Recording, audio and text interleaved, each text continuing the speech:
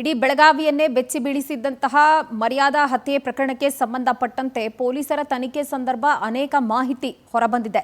Lover ಜೊತೆ ಓಡಿ ಹೋಗಿದ್ದಕ್ಕೆ ಗೃಹಿಣಿಯನ್ನ ಮರ್ಯಾದಾ ಹತ್ಯೆ ಮಾಡಲಾಗಿದ್ದ ಪ್ರಕರಣಕ್ಕೆ ಸಂಬಂಧಪಟ್ಟಂತೆ ಸ್ಫೋಟಕ ಮಾಹಿತಿಯನ್ನ ಖುದ್ದು Belagavi SP K Ramarajan ಬಿಚ್ಚಿಟ್ಟಿದ್ದಾರೆ.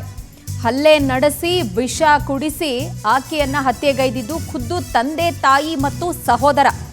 April 10ನೇ ತಾರೀಕು ಮರ್ಯಾದಾ ಹತ್ಯೆ ಬಗ್ಗೆ ಒಂದು ಗುಪ್ತವಾದಂತ ಮಾಹಿತಿ ಬಂದಿತ್ತು. ತಂದೆ ತಾಯಿನೇ ಸೇರ್ಕೊಂಡು ಮಹಾರಾಷ್ಟ್ರದಲ್ಲಿ ಸತ್ಯವ್ವಳನ್ನ ಕೊಲೆ ಮಾಡಿದ್ದಾರೆ ಅನ್ನುವಂತ ವಿಚಾರ ಬೆಳಕಿಗೆ ಬಂದಿದೆ.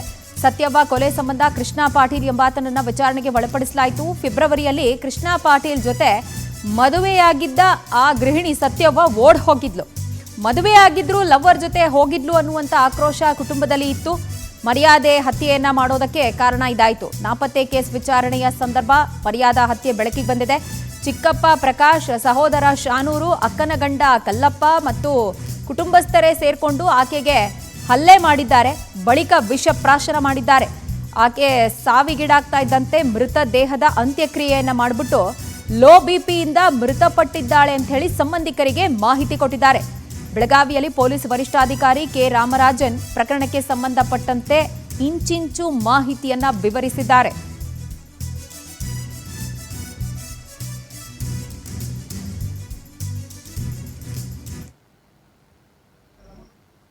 ಏಪ್ರಿಲ್ 10ನೇ ತಾರೀಕು ನಮಗೊಂದು ಗುಪ್ತ ಮಾಹಿತಿ ಮತ್ತು KSP ಅಪ್ಲಿಕೇಶನ್ ಅಲ್ಲಿ ಒಂದು ಯಮಕನಮರಡಿಯಲ್ಲಿರೋ ಪೊಲೀಸ್ ಸ್ಟೇಷನ್ ವ್ಯಾಪ್ತಿಯಲ್ಲಿ ಒಂದು ಕೇಸ್ ಅಲ್ಲಿ ಒಂದು ಹುಡುಗಿಯನ್ನ ಅವರು ತಂದೆ ತಾಯಿನೇ ಮರ್ಡರ್ ಮಾಡಿ ಮಹಾರಾಷ್ಟ್ರದಲ್ಲಿ ಮರ್ಡರ್ ಮಾಡಿ ಕೊಲೆ ಮಾಡಿರೋದಾಗಿ ಇಲ್ಲಿಂದ ಕರ್ಕೊಂಡು ಹೋಗಿರೋದಾಗಿ ನಮಗೆ ಒಂದು ಗುಪ್ತ ಮಾಹಿತಿ ಬರ್ತದೆ. ಆ ಗುಪ್ತ ಮಾಹಿತಿ ಮೇಲೆ ವಿಚಾರಣೆ ಮಾಡುವ ಸಂದರ್ಭದಲ್ಲಿ ಕೃಷ್ಣ ಪಾಟೀಲ್ ಅವ್ರ ಪರಿಚಯ ಇರೋ ಹುಡುಗಿ ಒಬ್ಬರ ಸತ್ಯವ್ವ ಎಂಬುವರ ಕಾಣ್ತಾ ಇಲ್ಲ. ಮತ್ತು ಅವರನ್ನು ಮರ್ಡರ್ ಮಾಡಿರಬಹುದಂದ್ರೆ ಡೌಟ್ ಮೇಲ್ಗಡೆ ಕೃಷ್ಣ ಪಾಟೀಲ್ ಎಂಬುವರು 11/4/2026 ಡೌಟ್ ಮೇಲ್ಗಡೆ ಒಂದು ಊರಲ್ಲಿ ಮಾತಾಡ್ತಾ ಇದ್ದಾರೆ.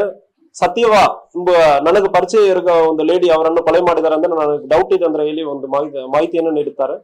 ಅದು ಮೇಲ್ಗಡೆ ಒಂದು ಮರ್ಡರ್ ಕೇಸ್ ದಾಖಲಾಗಿದೆ.